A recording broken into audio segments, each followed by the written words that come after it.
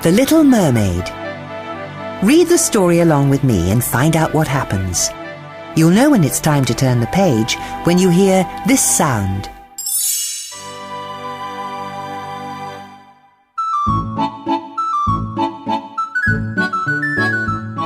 Far beneath the ocean's surface lived the enchanting Mer people. Their ruler was King Triton. He had 7 daughters, and Ariel, his youngest, loved to sing. Triton was so proud of Ariel's voice that he had planned a royal concert. All the Mer people would be there, and Sebastian, the court composer, was really looking forward to conducting his new symphony before the king. The day of the concert finally arrived. To introduce Ariel, her 6 sisters swam in front of a large seashell. When Sebastian gave the sign, they opened the shell. But instead of Ariel appearing, the shell was empty. "Ariel!" King Triton yelled. But Ariel didn't hear him. She'd forgotten all about the royal concert and was far away from the royal palace. Ariel and her best friend, Flounder, spent most of their time exploring sunken shipwrecks. Whenever they found a small human treasure, Ariel added it to her hidden collection. On this particular day, Ariel and Flounder were exploring an old shipwreck. Flounder thought the place was scary, but Ariel was very excited. She even found an object she had never seen before, a fork. "What is it?" Flounder asked. "I don't know," replied Ariel excitedly. "But I bet Scuttle will." So the 2 of them swam to the water's surface to find Ariel's friend, a seagull named Scuttle. Ariel showed Scuttle her new treasure. "I do believe this is a dingle hopper," said Scuttle. "Humans use these little babies to straighten their hair out." Just then, Ariel remembered that she was supposed to sing at the concert, and she and Flounder hurried home. Back at the palace, King Triton was so angry that he ordered Sebastian to follow Ariel and keep her out of trouble. Later that day, a huge shadow darkened the waters above her secret cave. "What do you suppose?" began Ariel.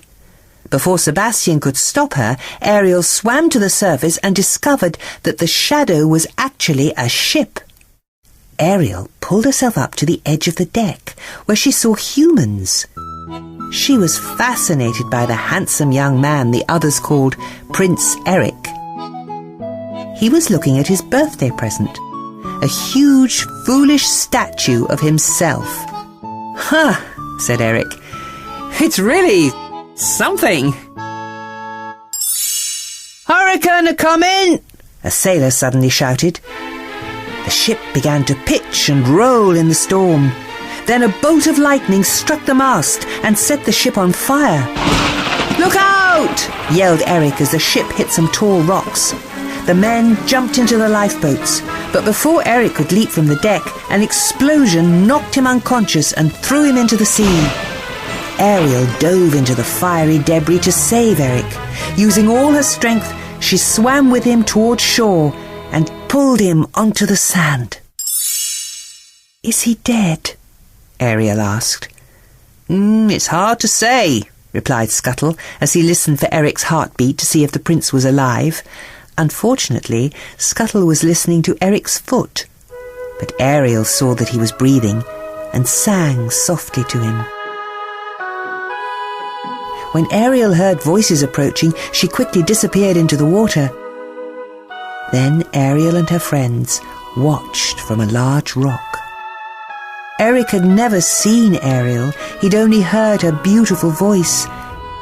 But Ariel had fallen in love with him.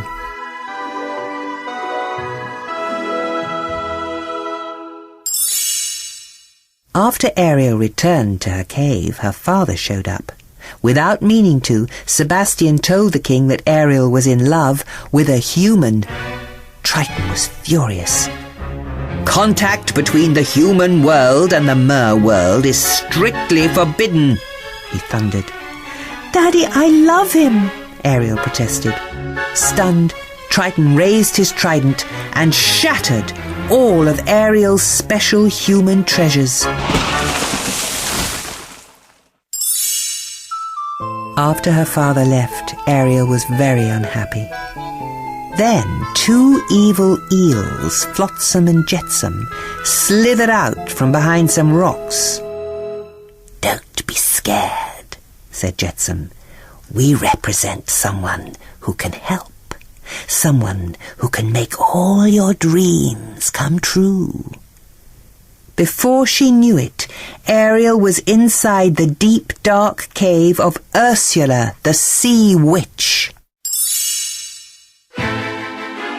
The Sea Witch offered to help Ariel visit the prince for a fee. "Now," said Ursula, "here's the deal.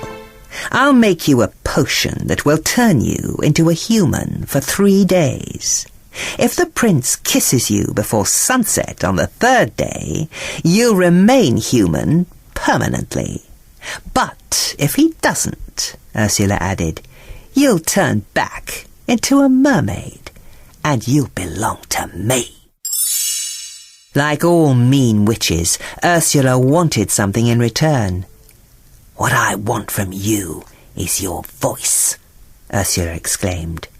Then Ursula recited a magical spell, and a mist rose up, surrounding Ariel. Reluctantly, Ariel signed her name to Ursula's deal. The little mermaid's voice was sucked from her throat into a shell necklace around Ursula's neck.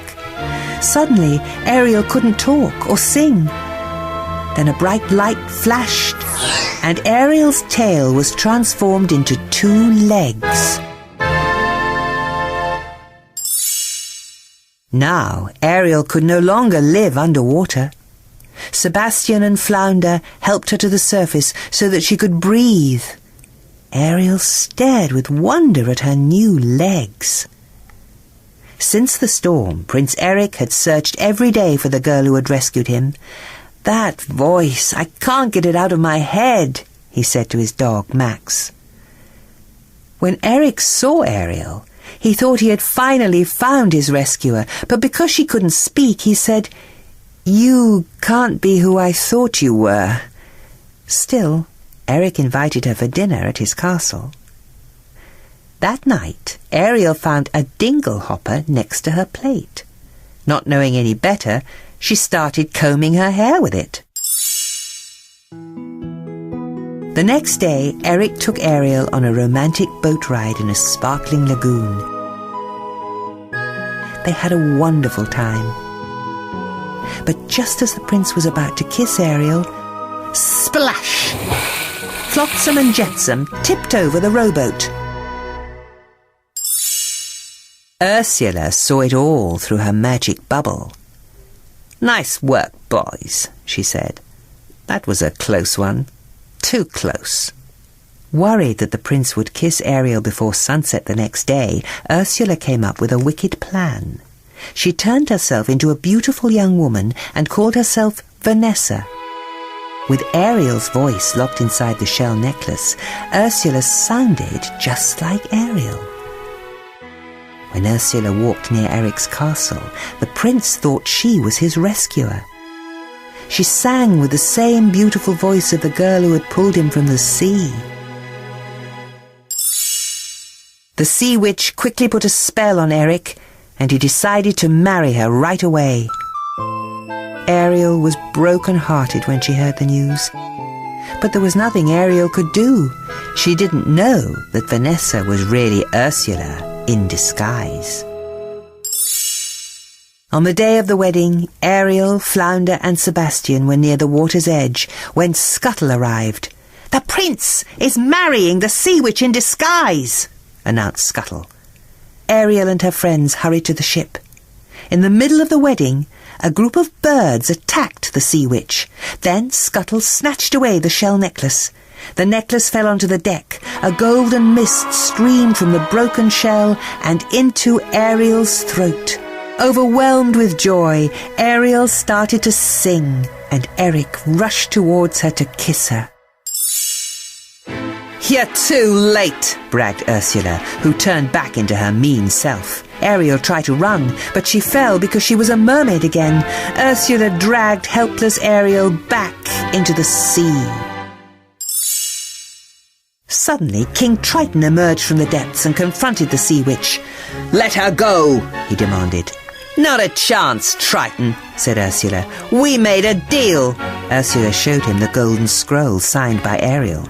Without thinking twice, King Triton pointed his glowing trident at the scroll and changed Ariel's name into his own. He was now Ursula's prisoner, and Ariel was free.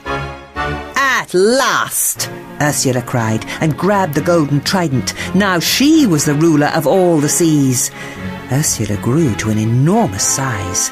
With the trident she stirred the water into a raging whirlpool and even raised a ship from the bottom of the sea. Eric climbed aboard and steered the ship straight towards the sea witch. "Ah!" Ursula screamed in pain when the ship struck her. Within seconds, only a few tentacles were left floating around the ship.